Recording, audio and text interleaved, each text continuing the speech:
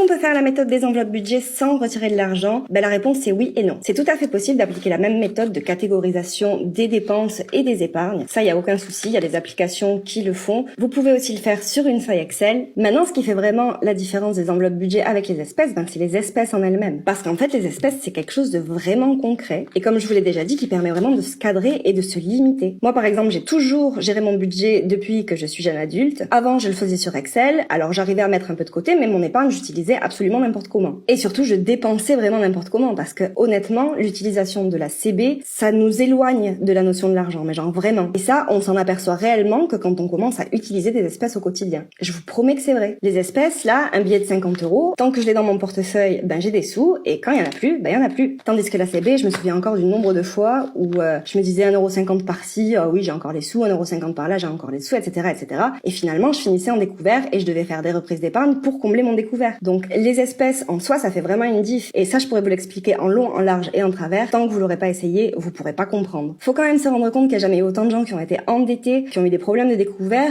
que depuis que l'utilisation de la CB est démocratisée. Et je peux vraiment vous assurer que gérer son budget juste en espèces, c'est beaucoup plus rapide que de le faire numériquement. Mais genre vraiment. Donc tout ça pour vous dire que vous pouvez essayer d'appliquer la méthode numériquement, mais je suis quasiment certaine que vous n'aurez jamais les mêmes résultats que si vous le faites en espèces. Voilà pour ce que j'avais à dire aujourd'hui. J'espère que ça vous aura aidé et je vous fais plein de bisous. Bye!